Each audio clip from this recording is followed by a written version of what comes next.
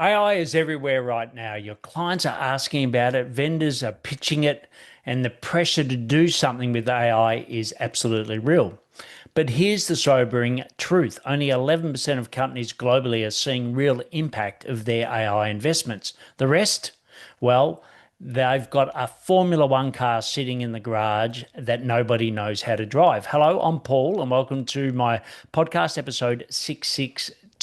And in this episode, I talk to Christine Duque from Alonsera. And you're going to learn a lot from Christina because she was absolutely brilliant. But here are the key insights. She talks about her 3A framework for making AI consumable for clients, automated, anticipatory, and augmented intelligence. Why AI exposes the ugly truths about your client's organization and why you can't sweep process problems under the rug. How to cut through the hype by starting with the one simple question: what problems are you actually trying to solve? Christine spent her career at Accenture, Deloitte, and IBM before founding Alonsera 2 years ago to bring Big Four quality AI consulting to mid-market companies who can't afford the Big Four prices. Over to Christine from alonsera.com. Great to have you here, Christine. Thank you so much, Paul. Yeah, so I've spoken about your career in the intro, and you are certainly, well, we're going to talk a lot about AI and your version of it. But I always love to start with, firstly, who do you love to work with in your consultancy, and how do you do that, or what services do you provide? Now, that's a great question. Thank you for asking that. So, my background, as you had probably mentioned in the intro, is that I've worked for the Big Four for majority of my career. And so, in the last 2 years, I started Alonsera because I saw a gap in the market where there's a lot of mid-sized companies and emerging markets that can't afford the Big Four. And so, they're looking for the new kind of consultant to be able to work with. And so, that's exactly what we're running after is, middle market, emerging companies in emerging markets to really bring them, that quality of a Big Four without the same kind of overhead. And so that's really the gap that I'm trying to fill and the kind of clients that I'm looking to work with. Great. Uh, And yeah, go and ahead. the sort of services that you provide? Yeah, we are a full service consultancy. So we basically do consulting and the advice, implementation, and managed services aspects of, AI and data. And our expertise really lies into the front office, the customer experience platform side of it. Although we do work a lot with back office as well, but that's kind of inherently our DNA of where we succeed the best. Great. And do you have a suite of solutions that you provide, or is it working with whatever the customers already got? Yeah, so we are obviously partnered with the leading solutions. So we're partnered with Salesforce, Telium, Brace, Google. From a technology partnership perspective, similar to as you would expect in some of the consultancies. And we also have a suite of products that we provide. So Alan Sarah is kind of a two-prong company. So we're Alan Sarah's the consultancy side of it, and then we have Aon Labs, which is our global AI center of excellence. It has two parts to it. One aspect of the Global AI Center of Excellence is, traditional research institute. And then the other aspect of it is a venture lab studio where we actually incubate a lot of different startups that kind of feed into this entire ecosystem of services and suites that we can actually use to deploy for our clients within the consultancy. So that's how we're set up and our unique value proposition. Fantastic. And is there any particular verticals that you focus on in this mid-market space? Yeah, so my partners and I just happen to excel in our careers in highly regulated industries where people usually run away from that. But we've spent a lot of our time in our careers in highly regulated industries. So financial services, life science, healthcare, government and public, and obviously manufacturing and energy, oil and gas are kind of the verticals that we tend to play around with. Of course, we're cross industry, but we people like to pick up the phone in highly regulated industries to call us.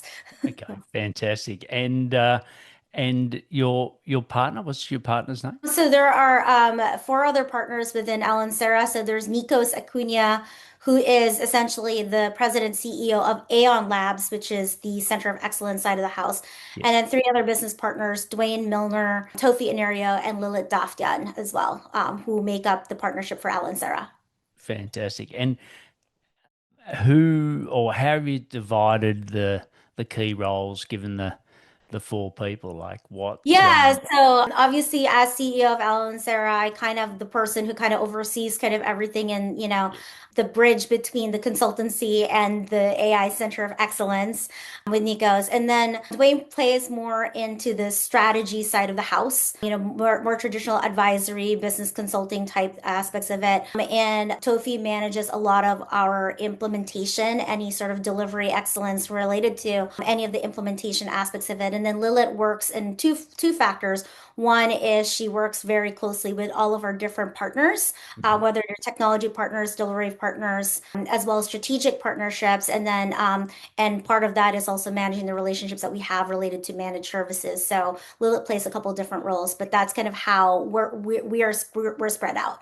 All right, fantastic. And I know that there's a lot of myths going around about AI, and I was just talking to someone earlier today where they were talking about they were in '95 where the internet first started, and everyone was it ended up being everyone talking about it. I think it's getting that case now. What do you think are some of the biggest myths that you hear about AI? Gosh, there's a ton, Paul. So I think first and foremost, I think the biggest myth is that AI is a silver bullet that's going to solve everything. That is one that just really needs to be debunked and get out the door. It is not the silver bullet that's going to solve anything. I think the second biggest myth about AI is that it is going to replace humans. Yes. And that is probably the biggest myth that needs to be debunked.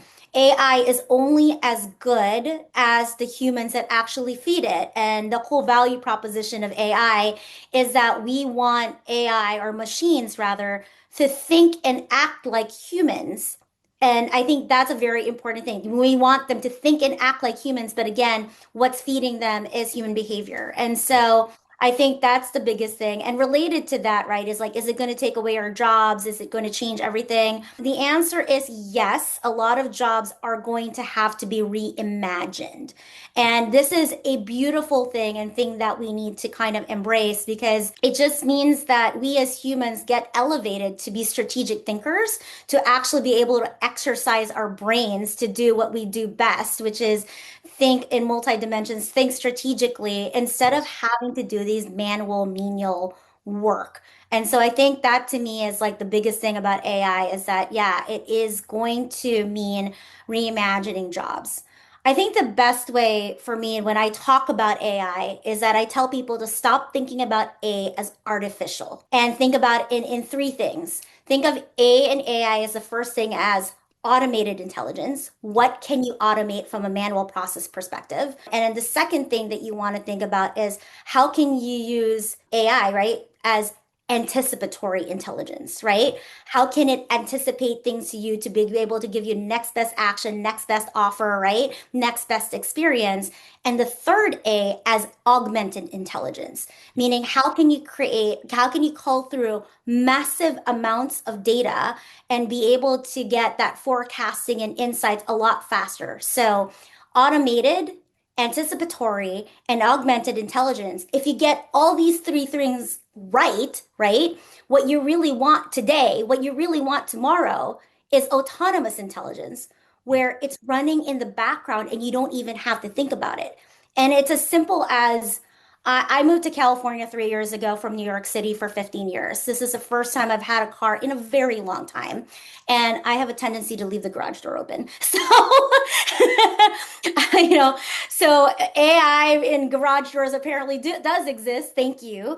And it has learned a lot of my behaviors to know to shut the garage door down in 5 minutes if I don't turn it on. So autonomous intelligence works really, really well for me and things like that. And I think if people can think about AI in that kind of way, it becomes a lot more consumable Yes. and it allows you to debunk a lot of myths about AI.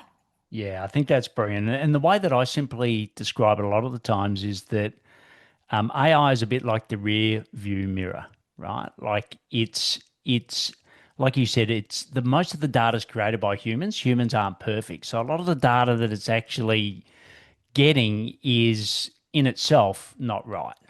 Right? right? So, and we all know that the data that everyone's got, most of it's inaccurate, right? So, it's not perfect. So, therefore, it's not drawing from a perfect source. So, it can't be perfect, right? So, that's sort of the first thing. But a lot of it's the history, right? Whereas the windscreen, which I always joke is a lot larger than the rear view mirror, to use your car analogy, is what humans uniquely can do, which is can see things that have never existed before, right? And I still think that that is you talk a lot about AI serving humanity. I think that's where its role is. It means that you spend less time in the view mirror working out what has happened, etc. So you can spend more time in your windscreen actually really driving where you want the business to go. So that's the analogy that I like to use. How does that fit with your view of AI? No, I think that's a perfect analogy actually. And I think to go back into kind of like your car analogy, here's the reason why AI is so hyped up, right? We're basically dealing with a Formula One car, right? That's really if I can describe what kind of car AI is, we're dealing with a Formula One car. And here's the reason why it's a Formula One car, right? It's because it is the fastest innovation that we've seen in the history of humanity that humans are adopting to. And by being human adoption of an innovative technology, I'm talking about 90% of the human population. Yes. Let me put that in context for people to really understand what that means. It took 47 years for 90% of the human population to adopt to the refrigerator. Wow. You're like 47 years. So then in comparison to that, it's 25 years for the internet and another 23 years for the cell phone and smartphones and another 12 years for mobile applications related to a smartphone. So yeah, you're trying to understand like 90% of the population. Generative AI is expected, right? Is forecasted to be about 3 to 4 years of adoption of 90% of the human population. It's Yeah. fast. It's really, really fast. And so I think to you go back to that analogy, right? What we're trying to figure out from a gap perspective is how do we teach human beings to drive a Formula One car or even dumb it down a Ferrari? And so there's a lot of things that you need to learn how to drive an incredible piece of machinery and otherwise, most people are, where we are today is people taking a look at this. It's either the car is parked in the garage and they know how to start it, or they're driving it in first gear and they don't know anything else. Yeah, yeah. And then, use that analogy like, you know, most humans can't just get in an F1 car, right? Because, you've got to have incredible neck muscles, like the demands on the body because the geo forces, etc. Just a normal person can't drive an F1 car. And I think that's a bit like AI. Like the media talks about all these, like you said, all jobs will be replaced. We'll have super intelligence, like all of these things. But to me, it just seems like that is so far from what the reality of today is. You're So, absolutely right. I mean, only 10% of corporations globally can raise their hands and say that they are receiving real impact from AI implementation. That's 10% of global companies. That's tiny. To your point, yeah, it is an F1 car. Not yes. everyone can drive it yet. Yeah, yeah. So what have been some practical examples of how you take people on that journey? Like what when you go in to consult with them, how do you typically start? I think I typically start to say that we need to understand that this is all about embracing change. AI is all about change. It is all about constant change. The platform itself is about constant change and continuous learning. And so we as humans need to understand that. But you know what human behavior hates the most? It's change. Yes. So this is a really, really tough thing to embrace. And so it is about change. And so I think it is, I would say, really, really difficult because it requires a lot of people to go outside of their comfort zones. It allows organizations and leadership to have to move outside of their comfort zones and find a place of vulnerability that tries to bring everyone along because everyone is learning at the same time. You don't have people running out of organizations or colleges, fully licensed and trained and knowing exactly how to run and operate all these things. As you start to operationalize this, every use case is different, every Yes. culture is different, people's processes are different. And so it really requires that kind of conversation and communication and massive amounts of change within an organization to really think about this. And that's really hard. You can't put AI into a 2-year roadmap and say this is directionally where I'm going to go when the technology is constantly changing. And what, like it's like social media, what was so 2 seconds ago was truly so 2 seconds ago, Yes. and you have to reevaluate that. And I think that's really the first thing to say is like, okay, this is about change. But then because it seems so overwhelming, the question is like, where do we start? Yes. So the second thing that I really ask people is, what are we trying to solve for?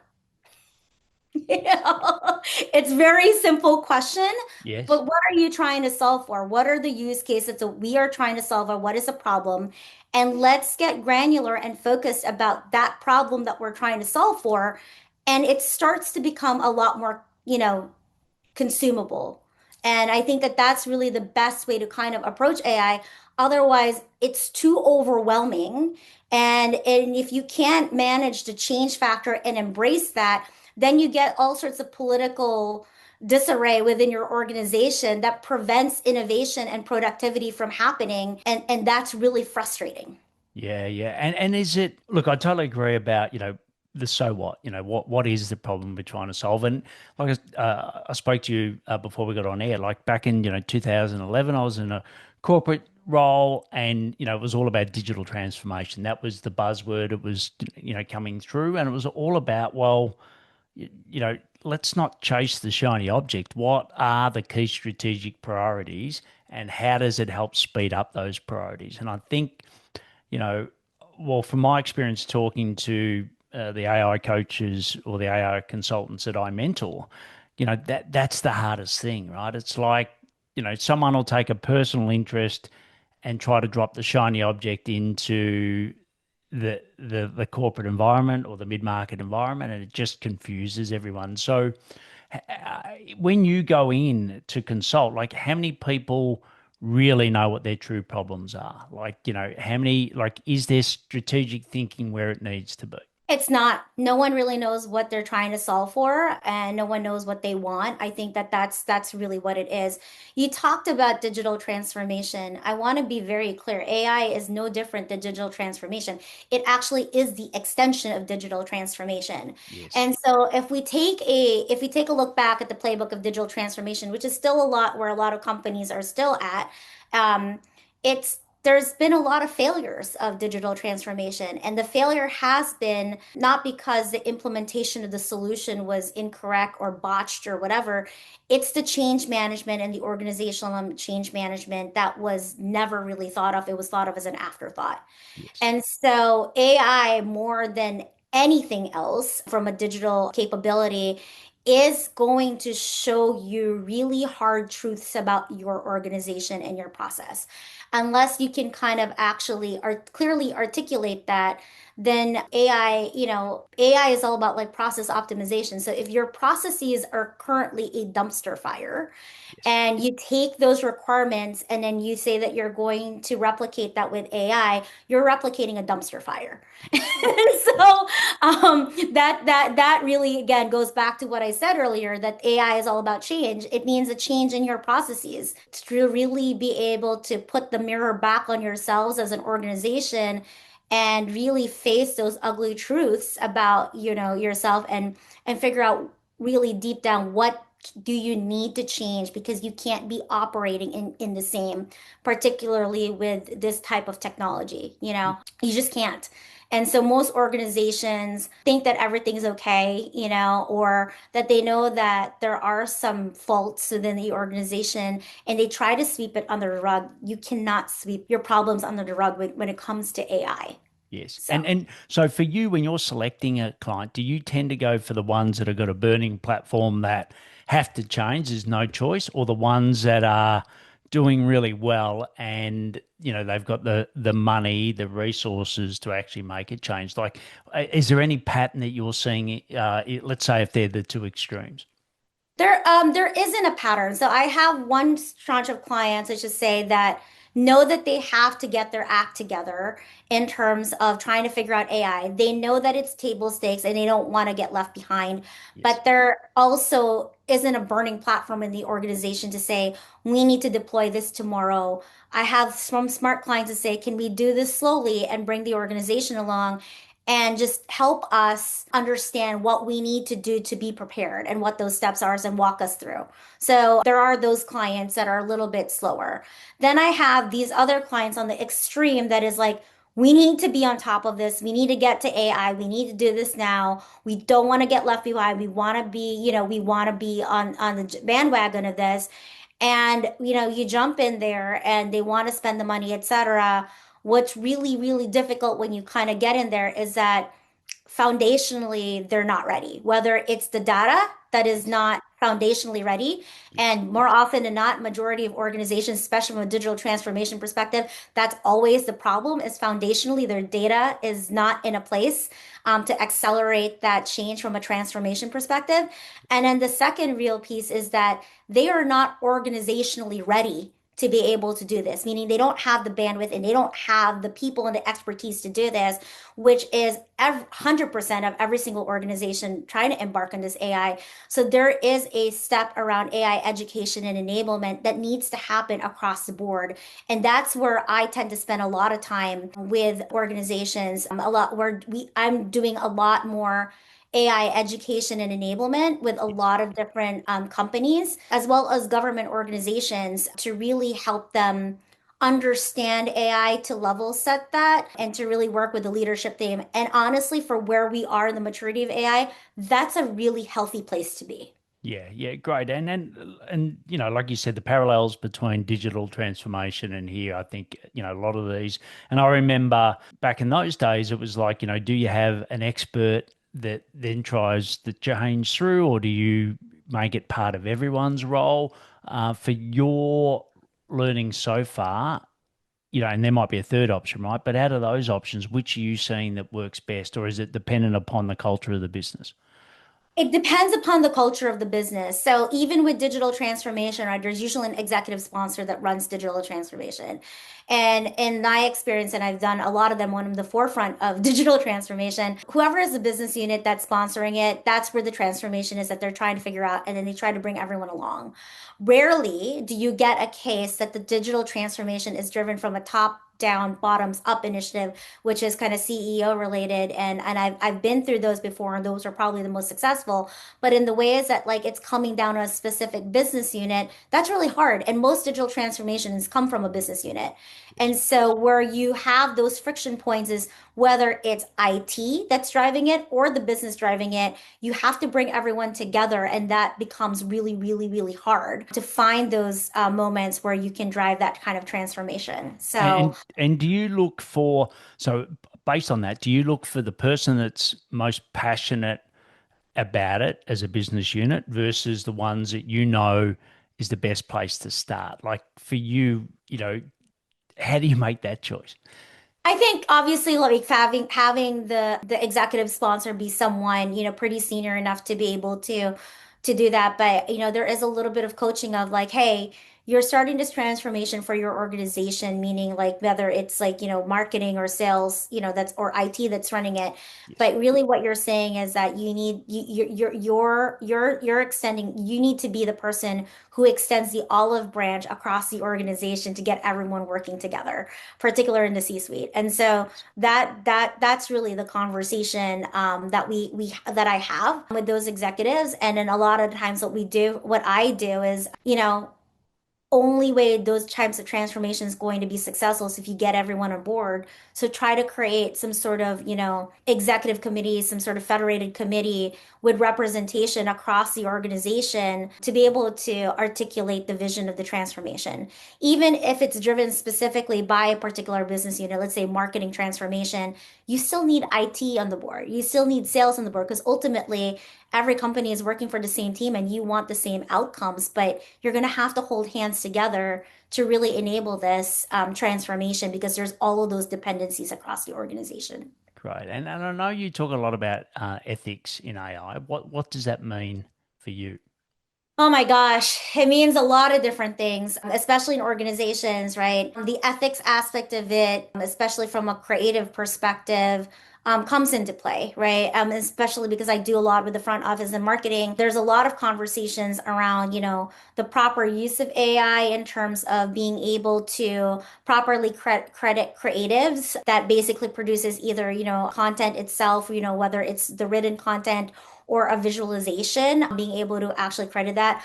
I think when you're dealing particularly highly regulated industries, particularly in marketing, sales, and anything that touches a customer, is how do you not breach that trust between an organization and a customer? And a lot of times AI gets a little too into the gray areas without that. And I think that's what's really hard, right? It's early days when we're thinking about AI and how we deploy AI across that, and regulation hasn't quite caught up to everything that we're trying to do.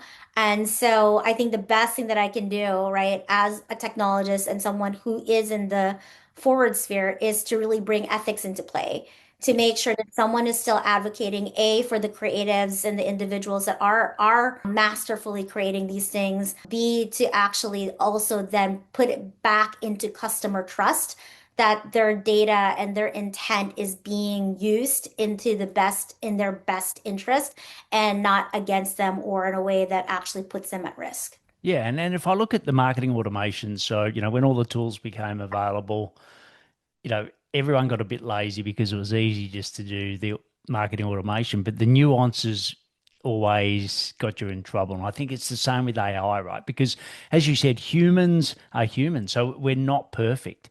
And one scenario might play out, but it's not as if we do this exact same thing. Like I know for me, even the way that I call a file, I might call it three different ways across the space of a week, which makes it very difficult for the data to then understand, well, what is this called as an example. But I think, with AI, I think it's brilliant to supplement, but I think the danger is where you effectively just let it open like what a lot of people do with marketing automation. And I think that's where you lose that trust factor that you spoke about. 100%. Because the exciting part about AI for businesses and government organizations, right, is the insights that you gain, right? So for you to actually be able to deepen pockets or, or create better experiences from a personalization perspective and to get that consideration from a profit perspective from next best action, next best offer, right? Yes. And that's all about listening and insights, and that's the power of that. And when you really dial that back, that is a lot about customer trust. That comes down to data sovereignty, particularly, and really trying to define all of those because that's really where, the friction really is, how are you using my data? What are you doing to ethically listen to me? That a little bit of that big brother type thing. How are you using my likeness or anything, any data point that you're collecting about me?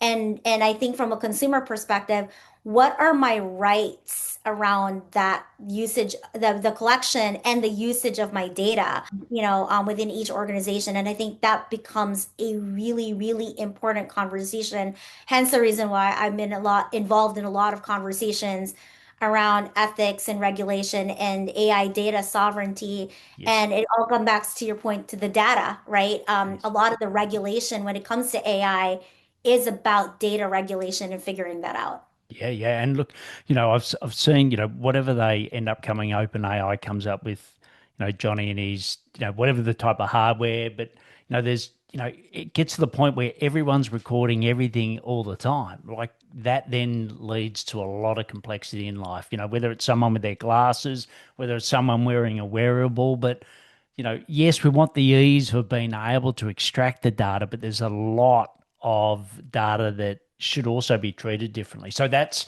a whole different podcast in That's a itself. whole nother podcast. Correct, but I think that's where we're going to be heading with that because yeah, it's like even you go to different countries in the world and people are recording you 24/7. Well, I never gave permission for you to record me 24/7. So if you're sitting there with a recording device and hearing everything that I say, once again. So I think there's a whole like society will work it out like we always have, but I think there's definitely some bumps in the road and some opportunity for smart consultants like yourself to help businesses with that. And for sure, and I think because of the technology and the uniqueness of this, it's forcing conversations and innovation that puts government and corporations side by side. So I'm seeing this a lot, particularly in APAC, more than and in Europe more than I'm seeing in the United States right now, where a lot of corporations are riding side by side with government organizations around innovation and regulation of AI. You're Australian, so Australia is in the forefront of thinking about AI governance more before AI implementation. And so that's really kind of what they're known for in the APAC community. South Korea, where I do a lot of work as well, doing a lot of that work around, AI education for government officials and thinking about the intersections of regulation as well as corporations putting forward investments within the startup space of, of encouraging citizens to do startups in AI, funding that from a government initiative perspective, but also putting some, foundational guardrails around innovation and regulation at the same time. And I'm seeing that as well as Singapore, and I'm seeing that as well in early days in Vietnam, where we're seeing not just government investment, but as well as investments from NVIDIA and Google and SpaceX, right? Around, looking for AI talent, AI startups, and then also bringing that in the forefront of the government, putting that in the forefront of, execution. Yeah, yeah. Well, like you said, we could go on forever, but what we're going to do now is take a moment to thank our sponsors, and then we'll come back for the rapid fire. Quick break. If you're getting value from these stories, join my newsletter. Every week I share what's working with tech consultants escaping the project grind.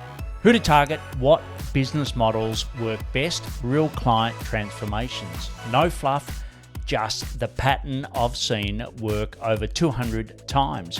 Join at paulhigginsmentoring.com newsletter. Now back to the podcast.